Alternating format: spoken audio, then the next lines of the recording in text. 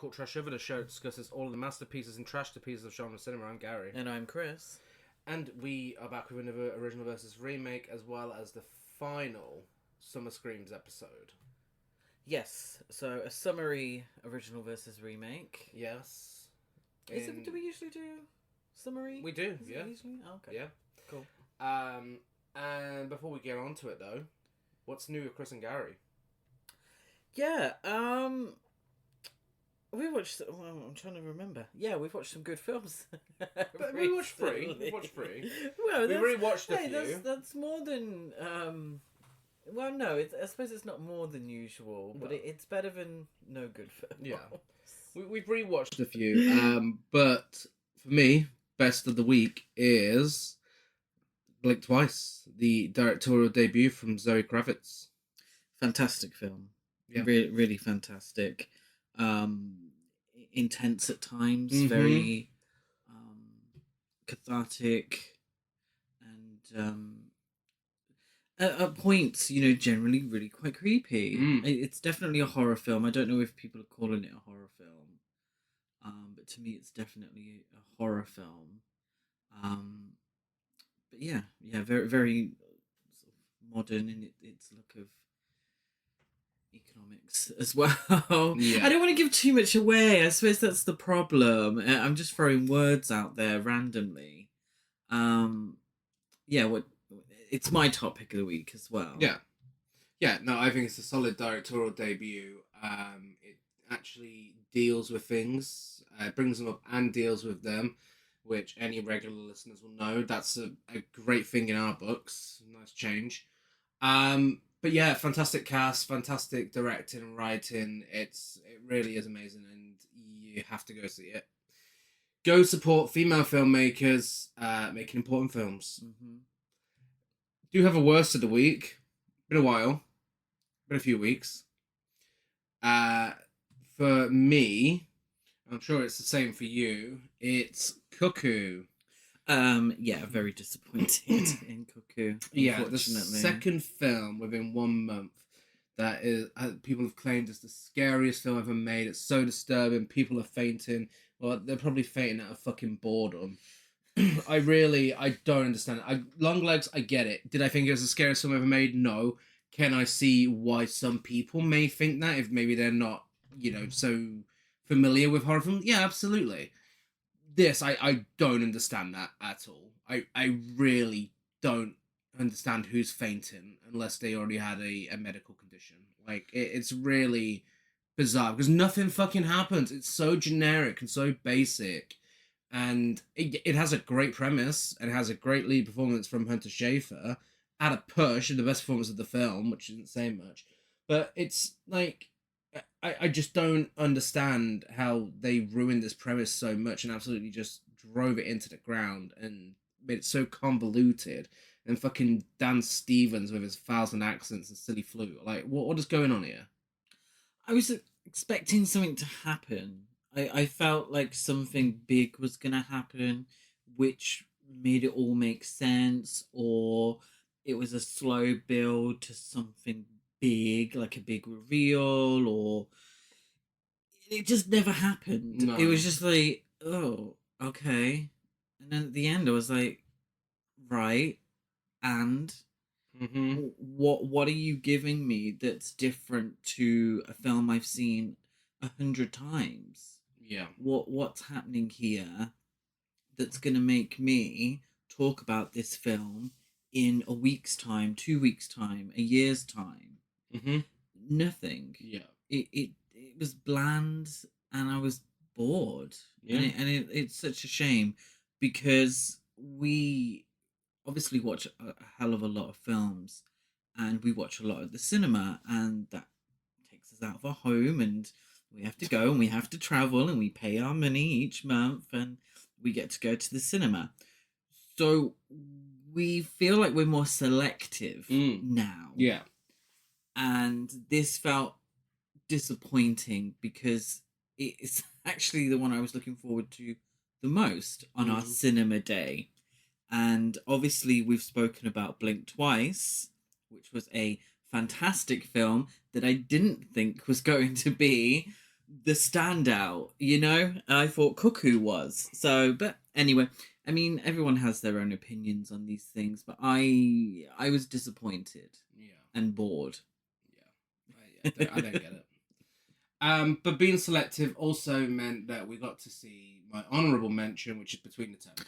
Yes, yeah. So this was all on the same day. We had a fabulous cinema day where we watched Between the Temples, Cuckoo, Blink Twice, and Hairspray. Yes. But obviously we've seen Hairspray a million times, so that won't be part of this.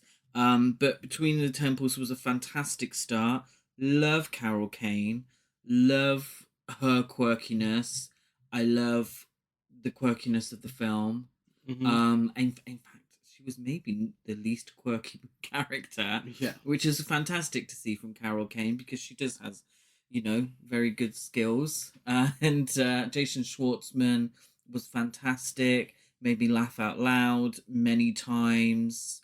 It was an awkward film, but not the kind of awkward where I want to peel my skin off, which I think happens too many times. It was just the right level. It reminded me of Woody Allen, really. Which isn't really a compliment these days. But I mean, yes, despite everything. The film's not the person. Yes, of course. Woody Allen's work, should I say. Yeah. But yeah, I mean, that's it this week. So we're going from new releases to old releases. I don't know. We are returning to the world of redneck horror. It hasn't been too long since we were last there. We discussed Wrong Turn 2 a few weeks back. But we're back again. And this time we're discussing something by the godfather of gore, 2000 Maniacs, by Herschell Gordon Lewis. And a surprisingly great remake. Yes, so spoiler warning is now in effect. Yeah. And I will also warn you that I may call at least the original 10,000 Maniacs at some point. Yeah. Because I'm a big fan of the band. And they were named after the film. So I may accidentally call it 10,000 Maniacs. But, you know, assuming... They'll forgive you. They've heard worse. Like when you called the guy from Hills of Eyes a gay cunt by accident. That was like 5 years ago. I know. Still my favourite episode. Takes one to know one. I did say it at the time. There we go. Wow. It is a compliment. But anyway. Yes, 2000 Maniacs. Everyone listening thinks you're really horrible now. Well, that's impossible. No one will ever think I'm horrible. 2000 Maniacs, original versus remake. Here we are. Poll results. 50-50. Okay. Right down the middle. Yes. I can understand why. Yeah. They both bring a similar energy to a certain degree. Mm-hmm. Yeah, and both decent films. Yeah. Yeah. And I'm going to spend a long time telling you why they're both decent films. Yeah. So the original is 2000 Maniacs, and that was released in 1964, written and directed by Herschell Gordon Lewis, the writer-director of This Stuff Will Kill Ya, Blood Feast, Monster A Go-Go, Blast Off Girls, How to Make a Doll, Baby You Can't Make the Doll, The Wizard of Gore, Scum of the Earth, and more. And he's often cited this film as his personal favourite of his films. Yeah. It encompasses everything that he's about. Mm-hmm. He was unless I'm mistaken, dubbed the Godfather of Gore. Yeah. And that's what the film is. He revolutionized horror in terms of effects and gore and blood. What he didn't revolutionize is character development and great scripts and all of that business. Yeah. It wasn't what he was about, and that's perfectly fine. Mm-hmm. And I think this film encompasses that greatly. Yeah. I don't know if there's ever been a filmmaker that I desperately wanted to love as much as Herschell Gordon Lewis, but I mean, we've seen Scum of the Earth, 2000 Maniacs, Blood Feast, and Wizard of Gore, and it just doesn't really do it for me. I mean, Blood Feast is my favourite of his films. I think it's great. And I think the practical effects in this and the practical effects in Wizard of Gore, fantastic. That is what he is great at, and it's great to see him doing it. And they've all got a little charming thing about them, except for Scum of the Earth, which was just abysmal. But the others have this nice little charming thing about them that I do enjoy. But yeah, it's like you said, he just doesn't really know how to do stories. And sometimes that's okay, but when he tries to, it really crushes the pacing, and it's definitely what this film suffers from. I like this film, but there are moments where it is genuinely boring. Yeah, of course. One thing I have to give him credit for is he does keep the film short. He does. Now, this is longer than Blood Feast. Yeah. Now, we did do an episode on Blood Feast. This is longer than Blood Feast, and it suffers for it. Yeah. But his horror films, from what I've seen so far, we haven't seen all of them, are the perfect midnight movie drive-through. If there was, if we had a Halloween party and I wanted something to put on in the background as people chatted, these are the perfect kind of films. Yeah. Because it's psychedelic, the colours are bright, looks very fakey, but I love that. Yeah. I think it adds to the camp value. And yeah, I think these films do stand the test of time because of what they represent rather than what they actually are. Yes. But we'll obviously get more into that. This is made on a budget of $65,000, and I could not find out how much it made at the box office. But I can tell you that it was inspired by the musical Brigadoon from 1954. Okay. And it inspired plot points and the title of John Waters' Multiple Maniacs. Yeah, you can definitely tell it's a filmmaker that John Waters loves. Yes. And takes a lot from, and does it better. Yes. And it was reportedly shot in an area of Orlando, Florida that is now occupied by Walt Disney World. Oh. The happiest place on earth. Shall we get into our first feature presentation? Yeah! Starring Playboy's favorite playmate, Connie Mason. Yeah! Oh, the South's gonna rise again.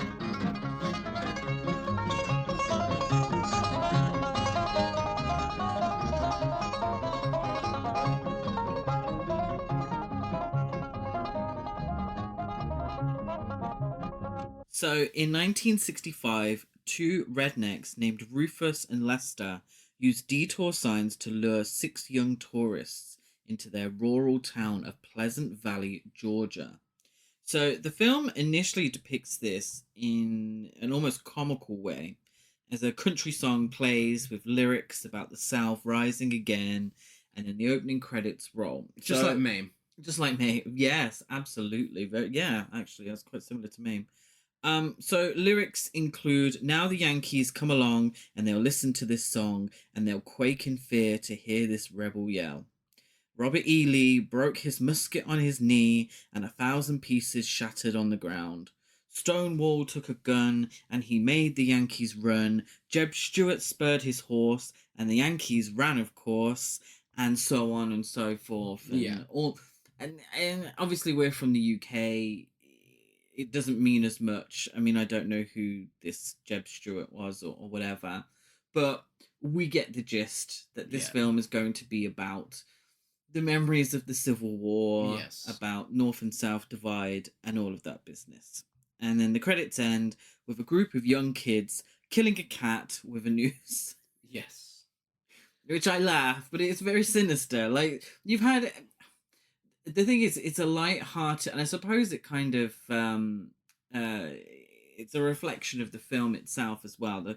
This upbeat song about something that is kind of serious and sinister. Yeah. And so you have at the end these kids, and I know time makes so much more campy and funny, but these kids at the end, and they're hanging this cat, and it's like, oh, that's pretty sinister, also kind of funny. Yeah, especially because it's just a bunch of friends and family making this film. It's silly. It's definitely silly. So, upon their arrival, the 6 tourists are warmly welcomed by the townsfolk and are introduced to some of them, including Rufus, Lester, and town mayor Earl Buckman. So our 6 tourists are Terry Adams, a beautiful blonde. That's all I've got for her character. Tom White, who sort of, he's, what is he? A hitchhiker. He's a hitchhiker. So he's picked up by Terry Adams. He isn't just a hitchhiker, as he reminds her. He's a school teacher with brains. Yes, and he's on the way to some teacher convention. You've got John Miller and his wife, Bea Miller. Yeah. And David Wells and his wife, Beverly Wells, who you will forget are in the film. Obviously. These people are just here to build a body count. Yes, of course. Apart from Terry and Tom, who get the mildest of character development because it's a will they, won't they kind of romance. Yeah. So they're welcomed with Confederate flags and a mouse from a young boy. Is this, what's his name? Timmy? I don't think I got his name, actually. Well, he's a kid and he's got, here's a mouse. It's like, oh. Is he someone who jumps on the car and gets called a little creep? Yes, yeah. John says, get away from here, you little creep. The tourists are invited to be guests of honour for the centennial celebration being held over the weekend. The mayor promises to provide the tourists complimentary hotel rooms, free food and entertainment throughout the celebration, and the visitors decide to go along with it. Literally, the moment they saw a Confederate flag, they should have fucked off. Yes, that should have been the warning sign. And they therefore only have themselves to blame. And and this is both films. Yeah. The moment they saw a Confederate flag, okay, again, we're from the UK. We know what that means. You see one, like, no, bye. See ya. I'm not hanging around for this shit. Yeah. Whatever it is. I did appreciate when one of them mentions that Tom is Terry's partner. Mm. And she's like, he's not my mister. He's a perfect stranger, Tom White. So that night, Bea is alone in her hotel room. She gets a call from local store owner Harper, who invites her to take a walk with him. So Mayor Buckman, he detects that both Bea and John have a wandering eye, and he distracts John with another walk with a beautiful local woman named Betsy. So Bea tells John that anything he can do, she can do better. So yes. He gets a phone call. She's lying on the bed. She is wearing the Madonna outfit from Papa Don't Preach. Yes. And he gets a call. He pretends it's whatever. And she knows. She can see right through it. She's like, anything he can do, I can do better. She goes on her date. She accepts the invitation. And she changes into a nice little lemon-coloured ensemble. And Harper leads her into the woods nearby, where he suddenly takes out a knife and cuts off one of her fingers. Yeah. Bea's then accosted by Buckman, Rufus, and Lester, and as the other 3 hold her down, Rufus hacks off her arm with an axe, killing her. Now, this is the first kill of the film. Yeah. And the first sort of scene where I'm like, can we get a little more emotion here? Like, she's like, oh, please don't. But it's like, why are you not screaming and trying to run away? Like, he's cut off your finger, and you still go with him to where the other guys are. Yeah. Like, why are you not trying to run away and scream? Again, this is just a special effects reel. Yeah. And I mean, for 1964, I bet it looked fantastic. Oh yeah, I love it. I would rather practical effects look like this these days. I mean, it's just so charming. It's so cheesy, but it's great. It's campy, and they show everything, you know, which is it's really it's shocking for the 60s, you know. Like Blood Feast, that was the first splatter film. Yeah, and you know, he kept it up. He kept bringing these gory films in the 60s, which made a big difference to the genre. Yeah, absolutely. So what's the word I'm looking for? Influential. Yeah, thank you. I don't think we would have, you know, when you think about it, really, without Blood Feast and without this, we wouldn't have the likes of The Evil Dead. We wouldn't have, I mean, when it comes to redneck horror, it wouldn't have Texas Chainsaw Massacre. I fully believe that was influenced by this. Yeah. You know? And like I said earlier, Madonna. Yeah, Papa Madonna. Don't Preach, you know, blonde hair, dark eyebrows, corseted top and pants. Yeah, absolutely. She was definitely. She was. I'm sure Madonna's definitely watched this. So, meanwhile, all this is going on. Tom and Terry have growing suspicions about the town. So, as we said earlier, Tom is on his way to a teachers' convention in Atlanta, and he has a friend there who may be able to explain exactly what is being celebrated at this centennial. Yeah. Yeah? Tom. Fucking dull. He's very dull. Dull as dishwater. He's like, I'm on my way to a conference. Some people may already be there. My friend is a history teacher. As a history teacher, he may be able to explain. So I should give him a call to ask him. So he does. But we have to hear all of his inner workings before he actually does. And he goes to a payphone and he disguises his voice to call his friend. Now, unless I'm very much mistaken, he says his friend is called George Michael. Yes. But preempting Tom's call, Mayor Buckman instead pretends to be the hotel staff at the hotel that George Michael is staying at. Yeah. Tom is just as long-winded on this call to the hotel staff for his friend George Michael, who's a history teacher, who may be able to help us. Yes. He may be able to help us with this centennial. He may be able to explain. Oh, it's really... Yeah. Tom is so... For a leading man, he's fucking dull as fuck. Yeah. And just so you know, this is completely pointless. George Michael does not make an appearance. No, he doesn't. We get nothing from George Michael. We don't get anything. This doesn't relate back to anything because, spoiler alert, Tom and Terry survive anyway. Yeah. Without any help. They kind of figure it all out themselves without George Michael. What do you think to their chemistry? Oh, it's beautiful. It's really, yeah. Oh, good, because they're actually married in real life. Oh, fuck off. They're actually married. No way. They ain't... William Kerwin, who plays Tom, was married for until his death, was married to Playboy magazine's Playmate of the Year for June 1963, Connie Mason, and they had kids together and everything. No way. Yeah. I mean, Connie Mason is a queen. She is. Also, very camp that a Playmate of the Month is in this film. Yeah, of course. But, I mean, she was in Blood Feast as well, where she played a very dull character. So their chemistry should be, should be on fire. I think... Married couple. I don't think chemistry matters when you're not the best at acting and the script is so bad. Yeah. I'm surprised at that because William Kerwin was 10 years older than Connie Mason and he looked absolutely every minute of that 10 years. Connie Mason, a beautiful woman, and William Kerwin, a handsome man. But yeah.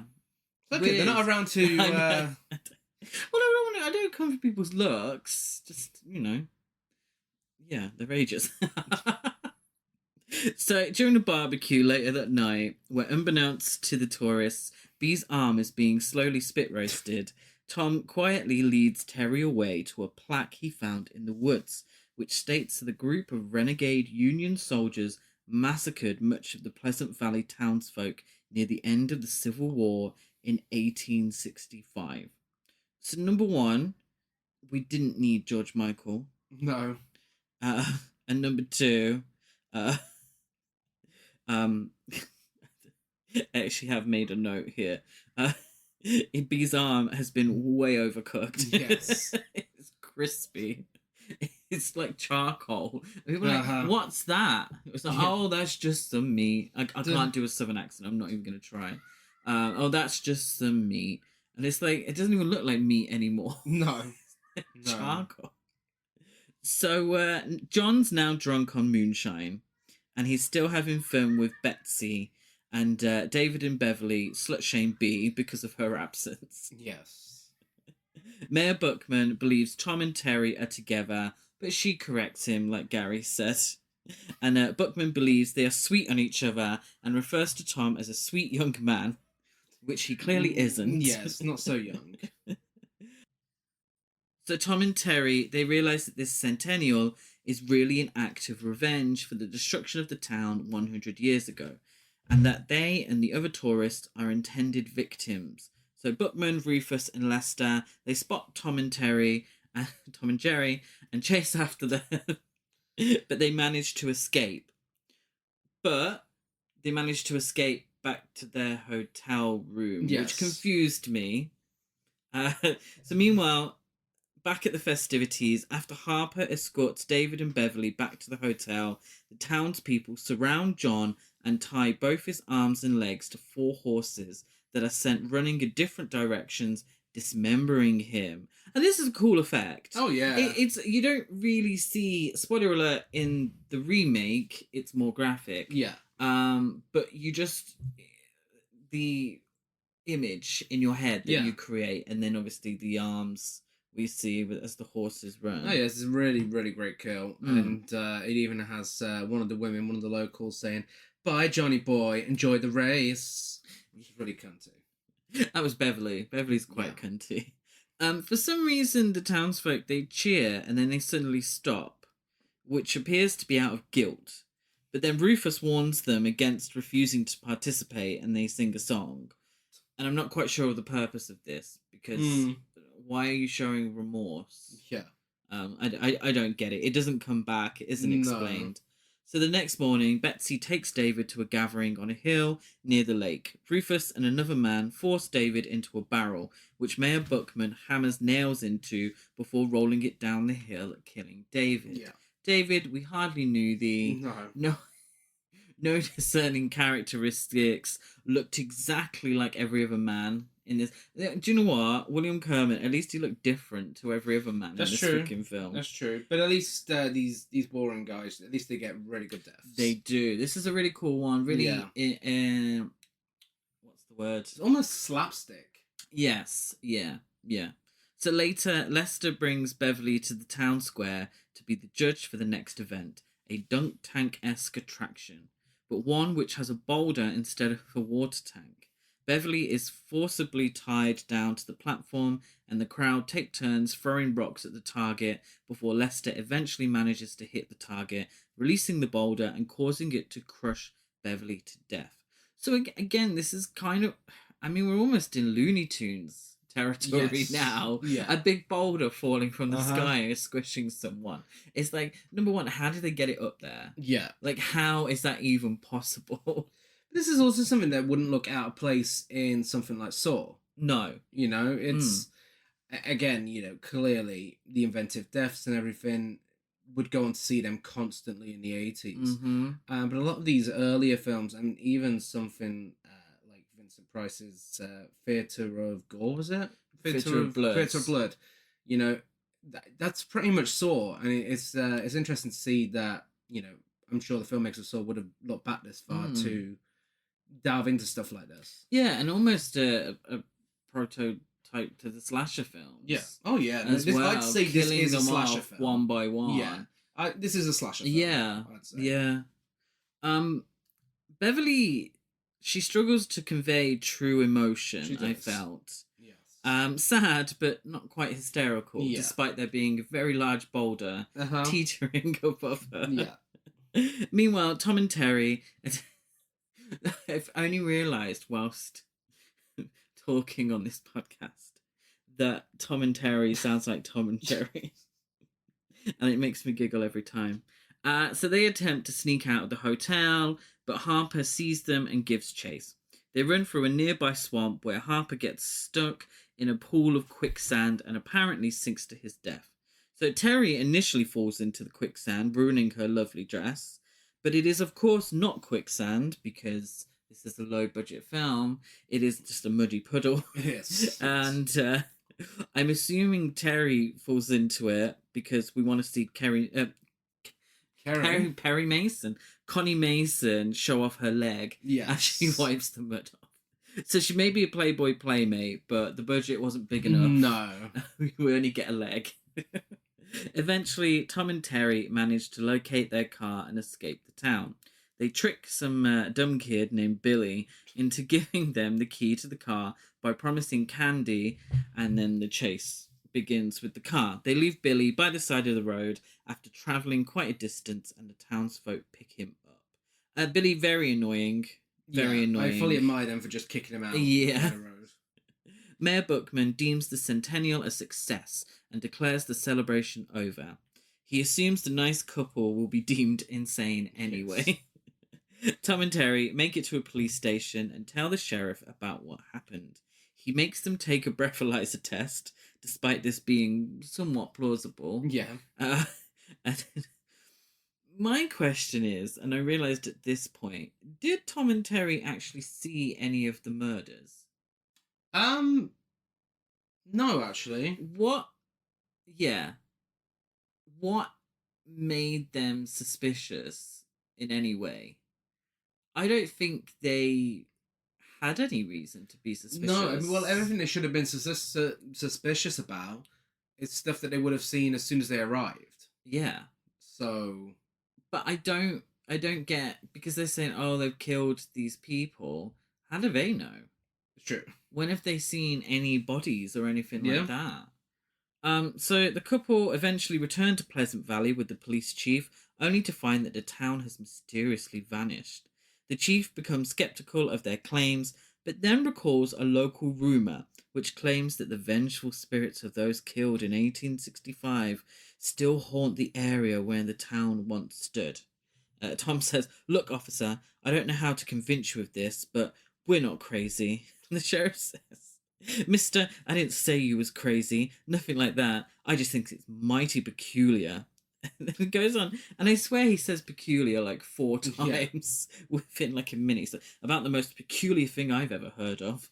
I appreciated how Tom tells Terry just to forget it all happened. Like it was some sort of dream. Oh, never mind. Absolutely, yeah. Yeah, so the sheriff, again, confusing. The sheriff did know of a place called Pleasant Valley, but then acted as if they were making it up. Yeah. So why didn't he mention this at the station? Why did he take them out into the middle of nowhere to then tell them, oh yeah, that does ring a bell? Very peculiar, if you ask me. So yeah, Terry is feeling bad for those killed, but Tom couldn't give two shits. Tom says, if there are missing persons reports, I'll write letters to the authorities. Try to forget about it. Well, I've still got to get to my convention. The film ends with the ghosts of Rufus, Lester, and Harper heading towards the woods and disappearing, while looking forward to the next centennial hosted in 2065. And I hope we anytime get now a sequel in 2065. That ending had me gagged. I really surprised me. In what sense? The fact that they're all ghosts. Really good twist. Yes, yeah, it is interesting. So because they are all ghosts, it confused me because they said, oh, in 2065 there will be rocket ships, and we really enjoyed all the motor vehicles this time round.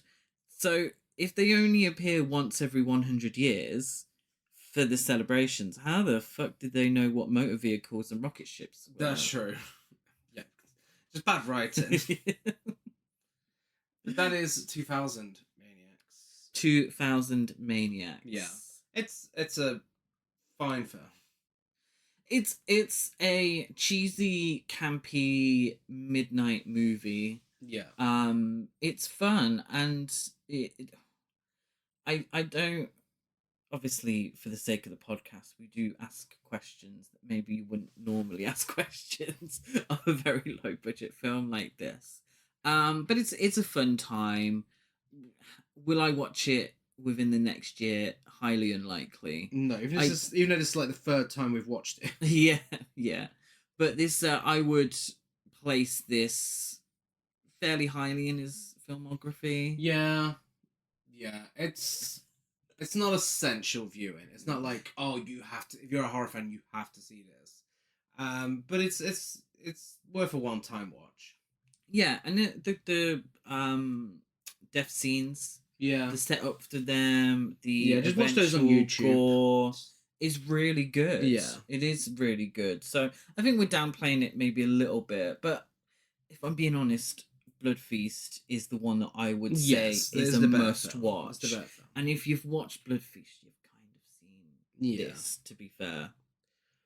So that brings us to 2001 Maniacs in 2005, which is a remake indeed, but it could also be seen as a sequel. There's nothing stopping it from being a sequel. True. It annoys me it wasn't released in 2001. Yes, yeah.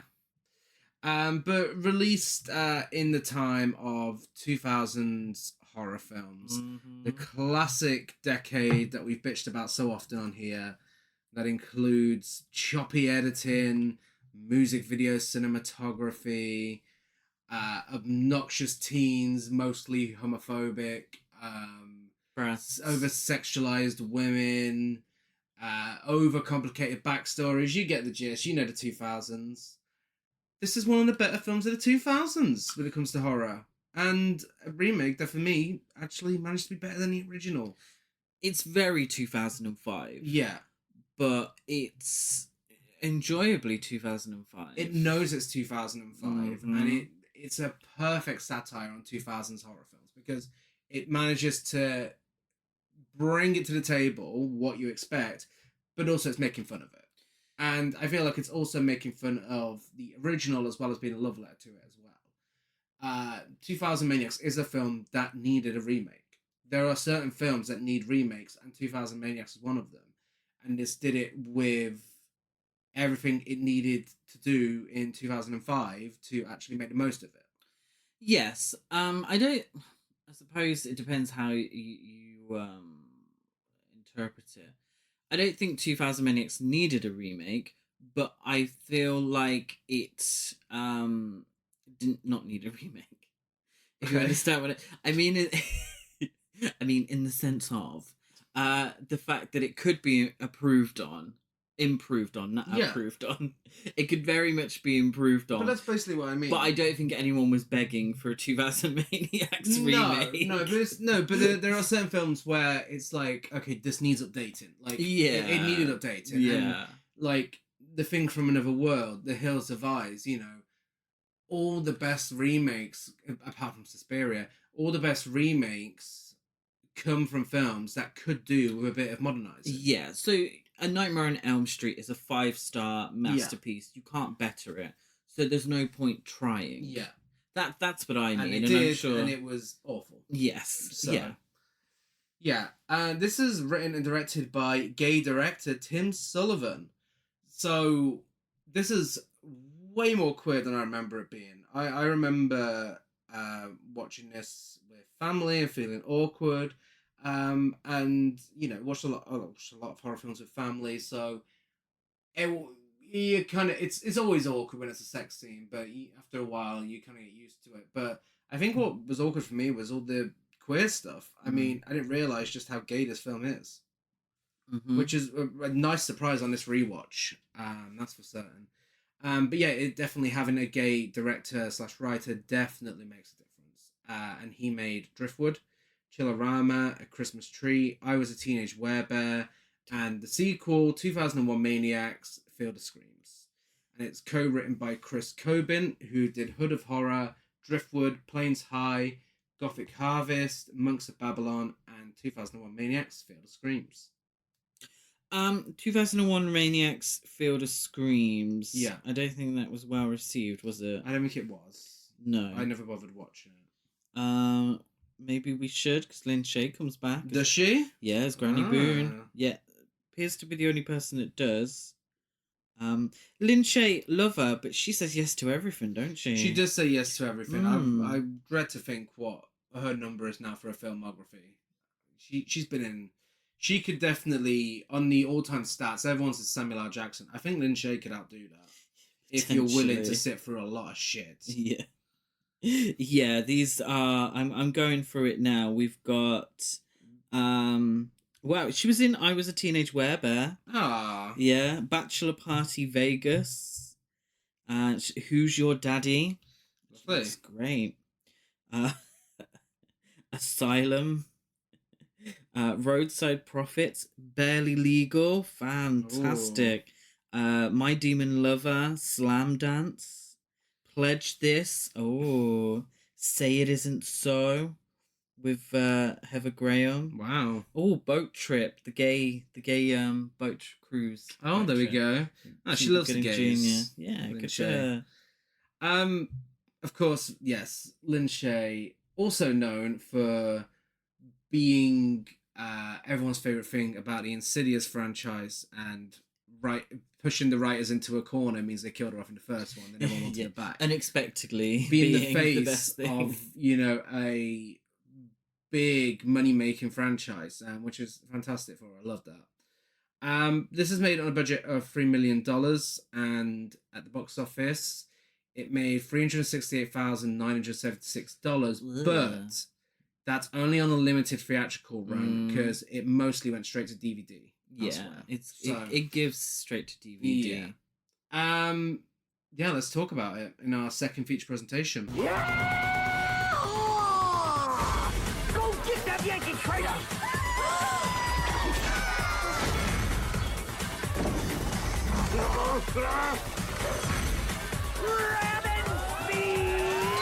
Ain't gonna be no escaping what y'all got coming to you now. They barbecued and ate our friends. I'm still hungry!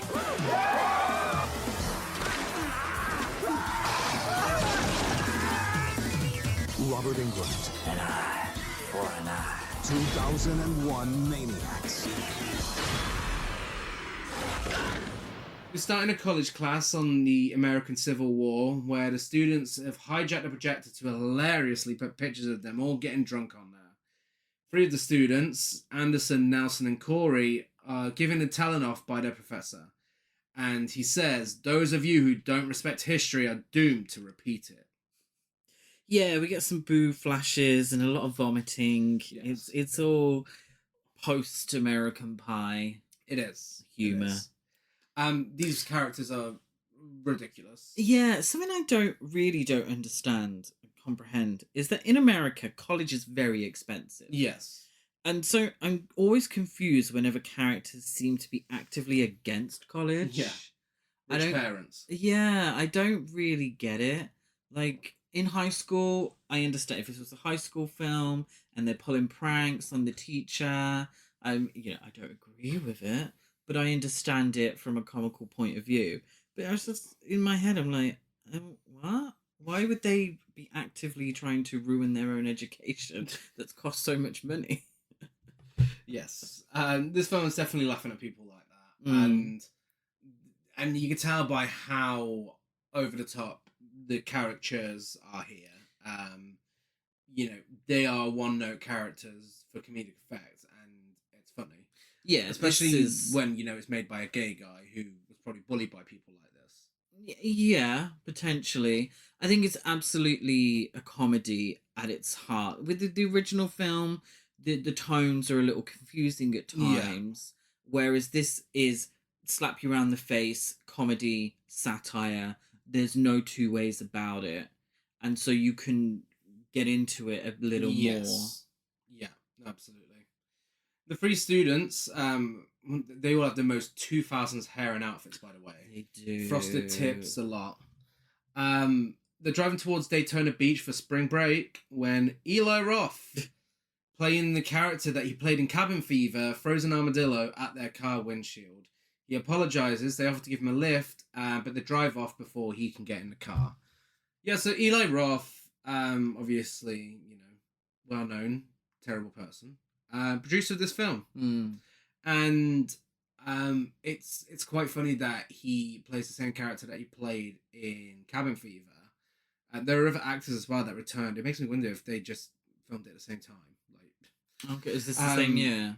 No, it's a few years later, but you never know, do you? Films get put on the shelf and such.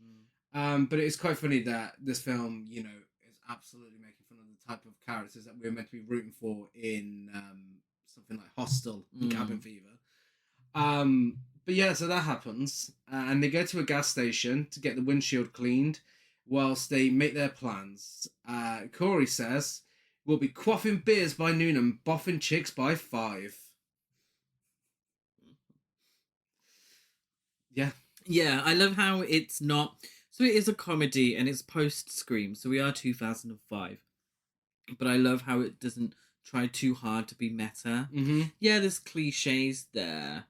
But if anything, it's post American Pie. Yeah. It's got more in common is. with films like Beer Fest and such. Yeah. But from a satirical viewpoint. Yeah. They come across 3 other teens. I say teens loosely. Joey, Kat, and Ricky, who are also on their way to Daytona Beach. And the horny boys say, I could drink her bathwater, whilst another one says, dude, I'd eat the peanuts out of her shit. Ricky, homosexual. Yes. You homosexual. He's homosexual. What's that impression of? That woman who trolls people on chat rooms. Oh, Terry. Yeah. Terry, yeah. Yeah.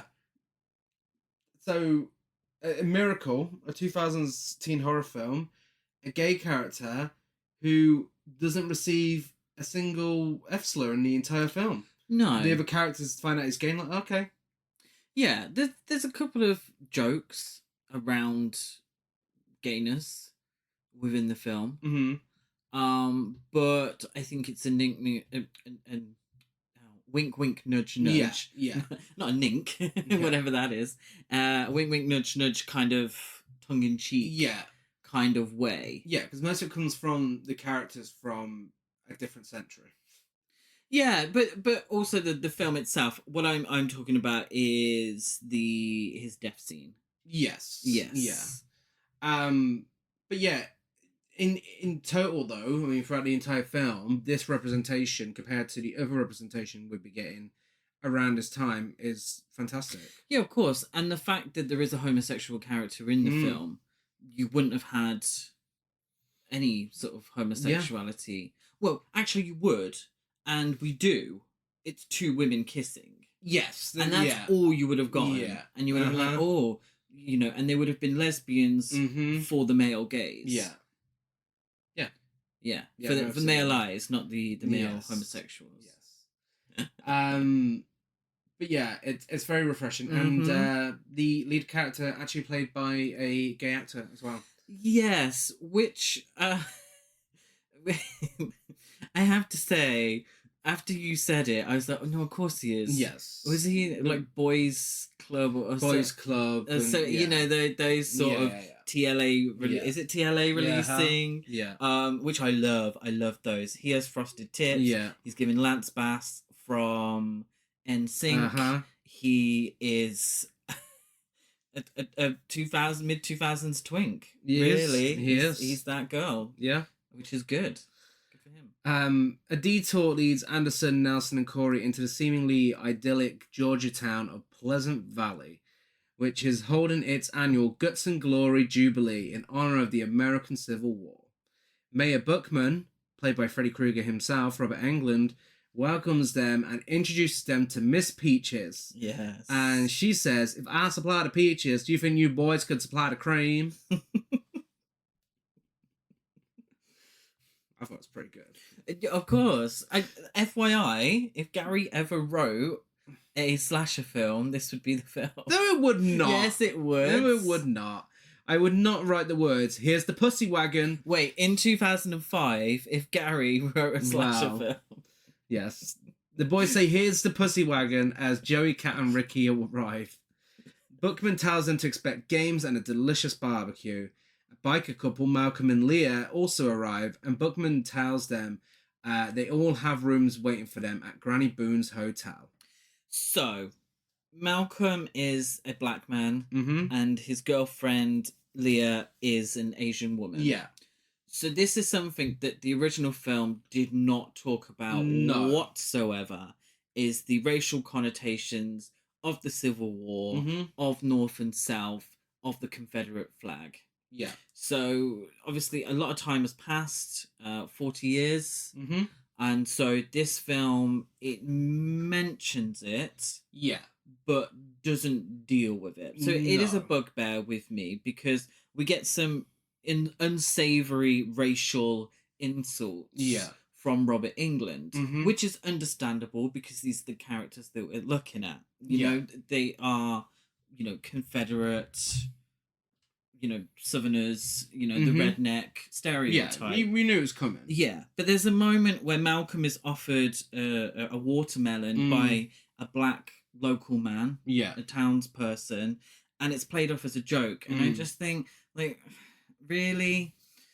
Do you know what I mean? Yeah, no, it's one of just, my like, issues it's with the not. film. This isn't the place for that. Yeah, it had the chance to say something, and really, it would have been a little ahead of its time if it did say something, because we weren't really getting stuff like that in the 2000s. We weren't getting racial commentary and so on.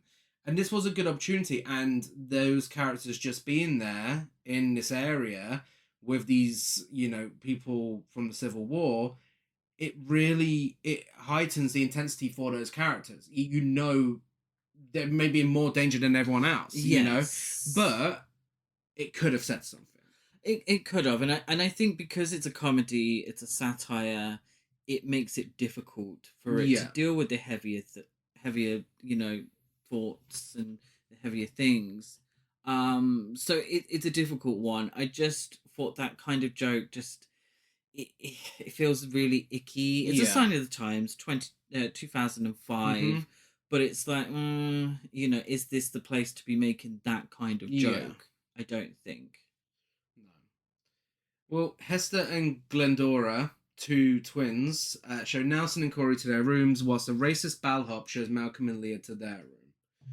Buckman holds a meeting with two of the locals, and he says Harper will be taking care of one of the pretty girls. So Harper goes to the room where Kat, Joey, and Ricky are staying, and he says to Kat, "It's Harper, ma'am, Harper Alexander," and she says, "I'm Kat, as in pussy. This is Joey. This is Ricky." Yeah, I love that. I'm sorry. I love that. It's really cunty. It is. Harper Alexander's being treated as if he's a member of One Direction. He is, I don't get it. Yeah. No offense, but no offense to the actor. Obviously, a handsome actor, but the outfit. But he's done and up the though hair, to not look. Yeah, it's getting very strange. The outfit and hair choice. I don't get it, but again, I feel like so much of this film, I could just say 2005. Yeah. 2005. Kat and Harper go for a walk, and Ricky gives her his dog tags, which will come back later. Yes. Anderson, Nelson, and Corey meet Lynn Shay herself, Granny Boone, and she asks them to help one of the locals, a twink called Hucklebilly, catch a cat. Now, this is confusing. First of all, we get our first pig shagging joke. We do. That is throughout the film, many, many pig shagging jokes. Hucklebilly. Now, like Gary said, visibly a twink. Yes. Of a certain age. Dubbed. Mm-hmm. Very, very clearly dubbed. Yeah. So many characters are dubbed to have very heavy accents. Yeah. I don't know if Hucklebilly is meant to be effeminate or a child. I feel like Hucklebilly's meant to be gay. Do you think? Yeah, but the way he acts around the guys, I think he's definitely meant to be gay. But I thought Hucklebilly was a play on Billy in the original film. Yes. Yeah, like a grown-up version of him. Yeah, but it's quite a childish voice or an effeminate voice. Yeah, so yeah. It's difficult to understand. It's I mean, it's definitely for. it's a take on that character. I think it's a parody of that character and what it'd be if he'd grown up. Yeah, potentially shagging pigs. Yeah. Yeah. Kat briefly wanks off Harper, and then they go for a roll in some hay before he blindfolds her and ties her arms and legs to horses. To which she says, Harper, this isn't exactly what I had in mind. And he says, wow, Miss Pussy. It's exactly what I had in mind. And just like the first film, the horses run off and rip off Kat's arms and legs, but we see every second of it this time around. We do. And it looks so good. It does. Much gorier. What confuses me is they do it one by one. Yes. Which kind of doesn't make any sense. Yeah. They're meant to do it all at the same time. But anyway, It's fine. We can forgive it for a good death. yeah, I scene. know. Meanwhile, Hookabilly kills a cat, much to the horror of Anderson, Nelson, and Corey. That night, they all have dinner, and Ricky reveals he's jealous of Kat for getting Harper before he could. Meanwhile, he's holding up a piece of cat's skin from his plate without realizing, and saying that he doesn't want to have her sloppy seconds. Well, it's tattooed, It's a isn't tattoo, it? yeah. Was it from a butt cheek? Yes. Was it a tramp stamp? It was a tattoo. Yeah. I just have some random bits of dialogue. One is from Robert Englund, who says, "Son, one time I had confidence in a fart, shat all over myself." And then another one that's by Ricky, who says, "You know what? Sometimes I say the only difference between a gay boy and a frat boy is a 6-pack of beer." Yes. Words many homosexuals have lived by for many years. We then get a sex montage. Oh, everyone's getting lucky that night. Yes. Ricky with one of the local men. One of the mayor's sons. Yes. He takes the bullet. He does. As they say, to he's the one, even though it's against God. He's like, I'll do it. Yeah. Of course. Could have just been Hookabilly. I mean, especially he's like an adult character. Well, I don't know. I suppose that's where I got confused by what is this character meant to be. Anderson and Joey are getting it on. Malcolm and Leah in their kinky gear. Well, they're fencing. They are fencing, they? yes. They don't actually have sex, I don't think. I think they just fence. Corey watches Hester and Glendora, and Nelson is on his own, umping his pillow. Yeah. Rufus and Ricky, they arm wrestle to see who's pitcher and who's catcher. Yes. Which is top and bottom. Baseball. Thank you. Just in case. Baseball analogy. This is followed by Nelson with his pubes and half his cock out. Yeah. Tell me you're directed by a gay director. This is where we were like, wait, is this gay? Yeah. And that's when you looked at the director. Yeah. We were like, what? We're getting a bit of pubage from a man. Oh my God. He's being seduced by one of the local women. The milk maiden. Yes. She forces acid into his mouth through a tube, which burns through him and kills him. Yeah. Yeah. Through the bed as well. Yeah. It's one of those weird ones where does it go through his stomach? It does go through his stomach. Like, well, what about the way down? There are bits of him as well. This does use a bit of CGI, sadly, and the budget shows. But when it uses practical effects, it more than makes up for it. The next morning, 2 locals play the theme from the original film, whilst Hookabilly dances to it, and the others regroup. Harper tells him that Nelson stole a cat from him, and they ran away together. Whilst Hester and Glendora take Corey away to show him a kissing meadow, and Granny Boone bathes the rest of the ladies. Lynn Shay giving these women a bath is so camp. It's very strange. Well, Corey keeps trying to get with the 2 females. He does, doesn't he? Yeah. But they're only interested in each other. Yeah, they reveal their cousins. Yes. And they start making out whilst Corey starts wanking. They're disgusted by this. They are. And Corey defends himself and says, you're boning your cousin and I'm the pig? Yes. But yeah, they tell him to go away. He's a pig. Yeah, essentially. Granny Boone then hosts a hoedown. Yes. For all the ladies, and it's so fucking camp. It really is. They started playing the wrong song when she was trying to perform a Ashley Simpson number, and she did a hoedown. Granny Boone leads the singing. She makes chicken noises. Lyrics include perky little breasts. Yeah. And it's your maker now, bitch. You'll have to face. Yes. And she then drops a giant ball on Leah and kills her after saying, meet your maker now, bitch. Yes. I'm surprised there's a line like that in this film and Robert Englund didn't offer to say it. I think Lynn Shay was contractually obligated. Yeah. She's like, I won't do the film unless I get to say it. Yeah, a great death. Yes, yeah, a funny one. Obviously, a reference back to the first film. Yeah. But this time a bell, which kind of makes more sense. Yeah. This is always the image I remember from Fangoria magazine. Before this came out, that made me aware of the film, and they did a bit on this, and I always remember seeing this. I'm like, okay, I have to see this film. Miss Peaches corners Joey and shows her cat's dog tags, whilst Ricky is captured and has a big sharp stick shoved through his ass and his mouth. And Lynch says it's Ricky on a sticky. He is spit roasted to death. He is, and I can laugh at this. Yes. It's funny. Yeah, he takes it up the ass one last time. He does. There we are. Bless him. Joey tells the remaining survivors about Cat's dog tags, and they make a plan to escape. Buckman and the other locals corner them and warns them not to leave before the barbecue. So they come up with a plan. Malcolm finds a child torturing a rat. Joey and Corey find dead animals. And Anderson finds someone using Ricky's corpse as a puppet in a window. And they probably literally had their hand up his ass. So they actually see murdered people. Yes, in they this actually one. see murdered people.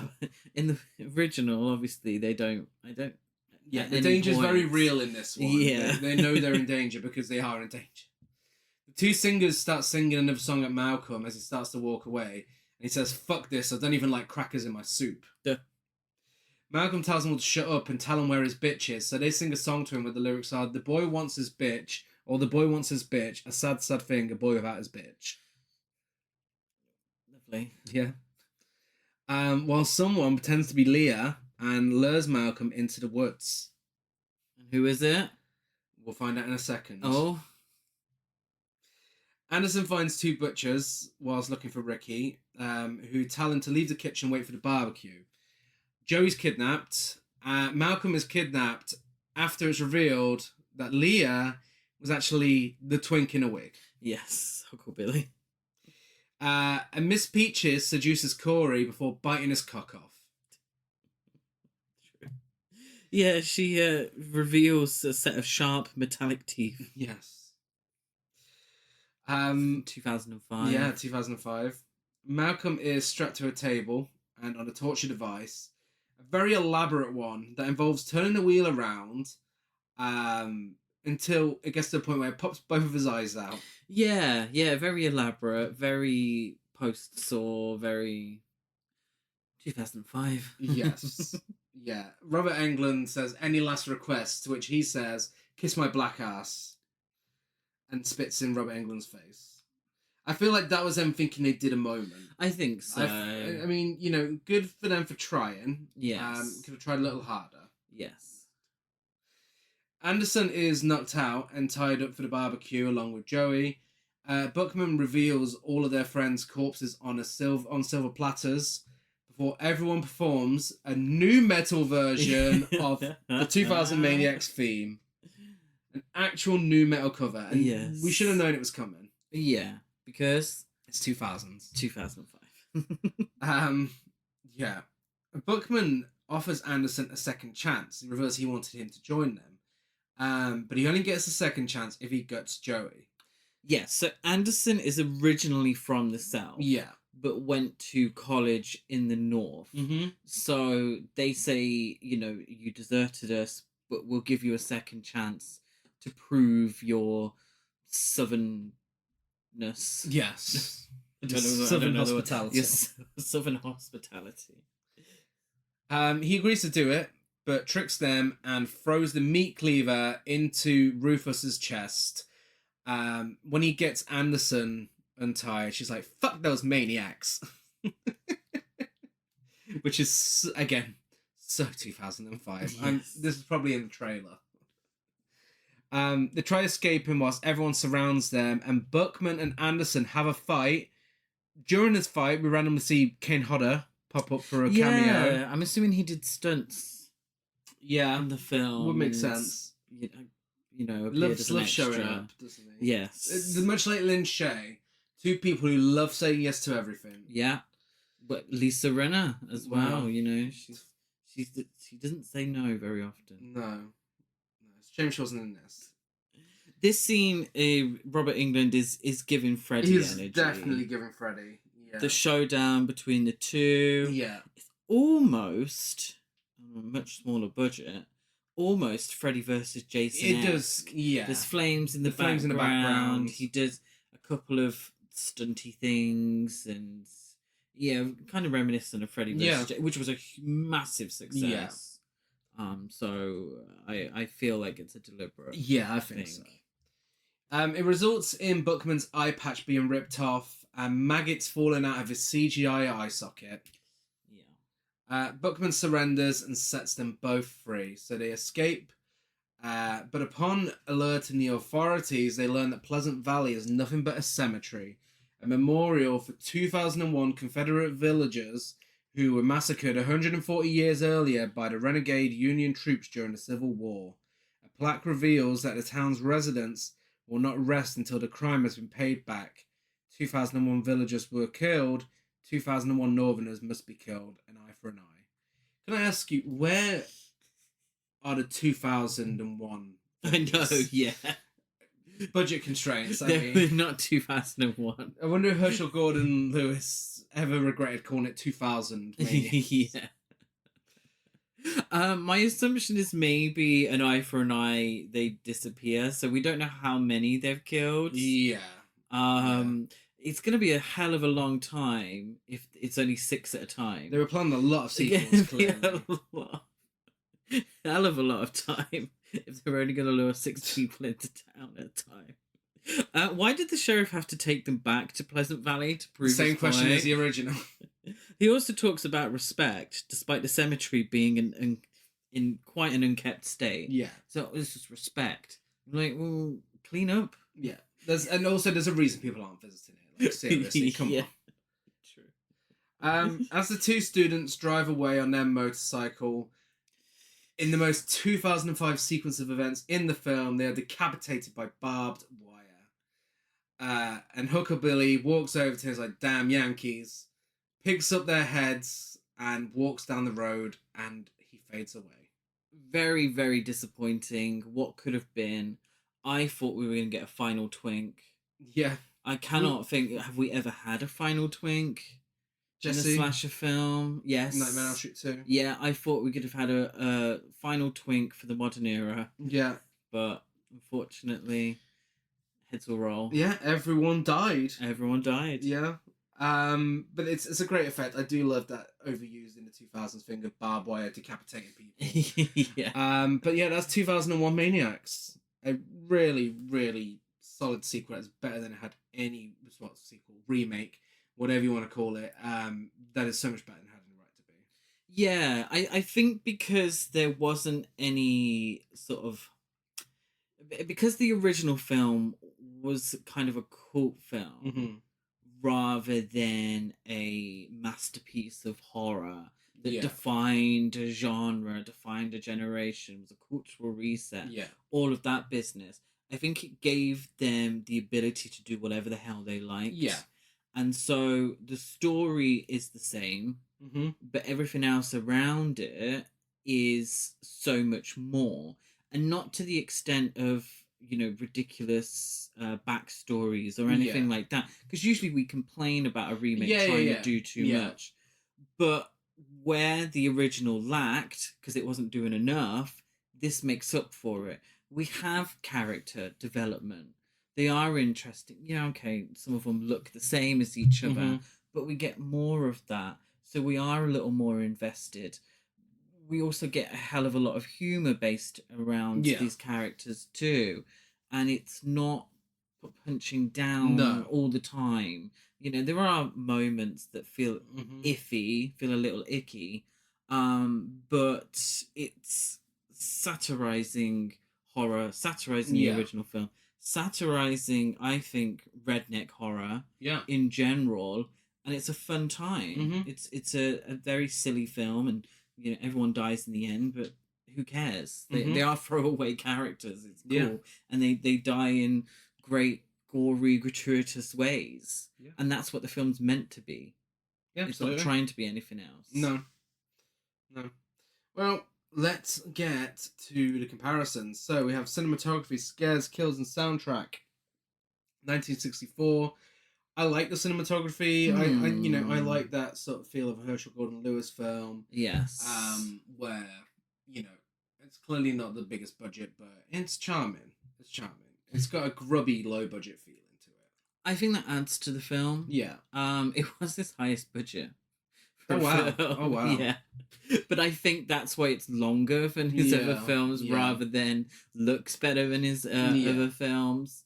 Because I don't think that any of the townsfolk were paid because they were just locals to where it was filmed. But I like that look. Yeah. I like, is it psychotronic look? There's something weird kind of vibe to it. I really, really like that. Yeah, and then the remake looks good, but it's 2005 remake, so it kind of looks like that. The rest of the 2005 remakes. So I would probably give it to the original. Just cinematography. I like that look. It's difficult because there's a hell of a lot of years in between. There is, but that's what we're here to compare. Yes, of course. But as for scares, I'd say neither are particularly scary. No. At a push, the remake is a little scarier, maybe. But because it's focusing so much on a comedy, I'd say the remake does it a little better. As for kills, I'd also say the remake as well. But that's not to say the original does the kills bad. I love the kills in the original. I love the practical effects. But I think budget makes a difference sometimes. And that is definitely the case here. And they were able to do stuff that I'm sure Herschell Gordon Lewis would have loved to have done. Of course, yes. And it's great to see that. Really inventive kills in both films. But I would, for scares and kills, I'd give it to the remake. I agree. I do agree. Neither of them, I don't think, intend to be incredibly scary. I think there's a campiness to the original, a deliberate campiness to the original. But kills, like Gary said, it was what Herschell Gordon Lewis wishes he could have done. Yeah. And the soundtrack, I'm not particularly a fan of the soundtrack either, but I don't think that's the point. I mean, they both fit in for the films. Again, I'd be inclined to give it to the remake just because they have a new metal version of the theme song, which is hilarious. But yeah, I wouldn't get it on vinyl. No, I completely agree with Gary's sentiments there. Yeah, the new metalness wins in the end. And for characters, I've just gone with the main characters. So main villain and main two protagonists. We have Maya Buckman, who was played by Talcus Blank in 1964, and Robert Englund in 2005. Both go for it. Yes, both they commit. Really over the top. And yeah, I think the one in the original, I feel like, him just trying his absolute best. But I mean, I think this is one of, outside of Freddy Krueger, I think this is one of Robert Englund's best performances. Like, he really gives it his all. He chews that fucking scenery. Yeah, I've said it a few times on the podcast for other actors and actresses, but I think Robert Englund has a singular screen presence. No one else can do what Robert Englund does. And I think he has a great charisma about him, and it works perfectly for this role. Yeah.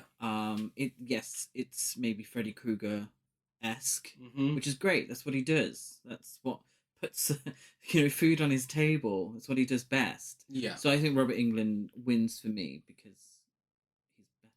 Yeah. No, I agree. Then we have our main girl, Terry, in the original, played by Connie Mason, and Joey in the remake, played by Marla Malcolm. It's not great in 2005, girlies. It's not a good performance. She also has strange dubbing as well. She does, and I think that's what makes it. I don't feel like it's her voice. No, but in the original, Connie Mason, I think she does a great job. She looks stunning. Not the most interesting character, but neither is the one in the remake either. I've kind of got a bit of a stan affection for Connie Mason. Yeah. I don't know why. She's plenty. Yeah, but like in a fit, not even in a 60s way. It's kind I of was going to say in a fit way then. No. Oh, Quarf. I mean, it's just beautiful, beautiful girl. Both beautiful girls, beautiful gowns. But I find Connie Mason, I don't know, like I'd have a poster of her on the wall, and I don't know why, because she doesn't play interesting There is the wallpaper on your characters. phone. Yeah, I feel like I would have. If it was 2005, I feel like I would have had Connie Mason. I don't know why, because I don't know her. Yeah. Connie Mason wins. Yeah, of course. Yeah, I would buy her Playboy. Yeah. I would buy her Playboy.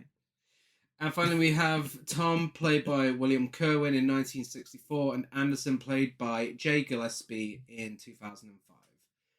I mean, let's be honest, we're homosexuals who support homosexuals. Yes. But William Kerwin could have tried a little harder. The material wasn't great. No. But he made a dull scene even duller. He did. He really didn't try too hard. Try. If he turned around and said, "Yes, I am a history teacher," I would have been like, "Yes, of course you are." Yeah. No offense to any history teachers out there, but you know what I mean. It was very dull. I support Final Twinks. Yeah. We need more Final Twinks in cinema. So I will go with the remake. Yeah. The Frosted Tips all the way. And finally, Biggest Queen. I went with Leah in the remake. Ooh. I mean, fencing sex is cuntier than I could have ever imagined. True. I went with Granny Boone. Oh, yeah. That's a bold choice. Yeah. I mean, well, I went with Lin Lin Shay. I went with Lin Shay. I mean, I just... maybe not the racist murderer. Lin Shay, congratulations. Specifically Lin Shay. Well, there's a specific moment that may come up again in the categories that made her biggest queen. Or maybe Connie Mason. No, you give it to Lin Shay now. No, I feel bad now. I'm going to give it to Connie Mason. Well, you had to give him a tie because Terry. we've already gave the award to Lin Shay and she's got it in her hands now. She's okay. walking away. Cool. Biggest gasp. The ghost twist in the original, because again, I don't remember much from the first time I watched the remake. But so then when we watched the original together, I was genuinely shocked by that twist. I just went with the weird dubbing in the remake. Best dialogue, I've got I'm Cat as in pussy. Absolutely. Cat Slater. And that's camp. It's previous award winner Lin Shay hosting a hoedown where she makes chicken noises. Granny Boone's hoedown performance is high camp. It is. Our ratings for both, I give the original 6 perfect strangers out of 10. I give the original a mighty peculiar 6 out of 10. I give the remake 8 baths of Lin Shay out of 10. I gave the remake 7 final twinks out of 10. You can find the original on Blu-ray Video On Demand, Our Player, and Cult Pix. And you can find the remake on DVD and Video On Demand. And if you enjoyed the original, I recommend checking out Eaten Alive. Nice. More great redneck horror. Yes. If you enjoyed the original, I recommend watching Blood Feast. And if you enjoyed the remake, I recommend watching Wrong Turn. Go watch what it's making fun of. If you enjoyed the remake, I recommend watching Wrong Turn 2. 2. Yeah. Definitely closer to this one, actually. Yeah. Yes. Yeah, I did think the comedies a lot more prominent in Wrong Turn 2. Oh, shit, we didn't announce the winner. Of course, the winner is the remake. Yes. Yeah, congratulations. It's a rare thing, but the remake... particularly in 2000s. No, yeah. Fucking hell. Yeah. And we are Horror Cult Trash over on Facebook, Instagram, and TikTok. Horror Cult Trash on Twitter. I'm Gas92 on Letterboxd, Gazmo205 on Instagram, and GazCruise92 on Twitter. I am Chris Barker 823 on Instagram and Letterboxd. And we are Gasparafest across all social media. Go check it out. Give us a rate, review, subscribe on iTunes, like, follow on everything else. Next week, we're not going to be here. No. What? That's it. It's official. After 5 fucking years of releasing an episode every single week, sometimes 2 episodes a week, we're taking a break. Yes. For a short while. But we're not going to completely leave you without anything in September, because we're not horrible like that. We have a Friday the 13th coming up, and we're not going to be giving you one we're going to be giving you 2 fucking Friday the 13th episodes on Friday the 13th, where we'll be discussing Jason Takes Manhattan and Jason Goes to Hell. And then we'll be back in October to bring you more Halloween classics. But yeah, we figured it's about time. Yes. We probably deserve a break. Did somebody mention it to you? Like, whoever it was. Yeah. So how long have you done it? And you've had no breaks? Yeah. And then we sort of realised, oh, wait, no, we haven't. Yeah. We're going to put our feet up and Don't you say it. What? What Put do your you feet- You've done well, Hen. Put your feet up, get the dildo out. I wasn't going to say that, but yeah, that's exactly what's going to happen. So we won't be back same time, same place next week. No. But we will be back with some Jason Voorhees on Friday the 13th. Bye.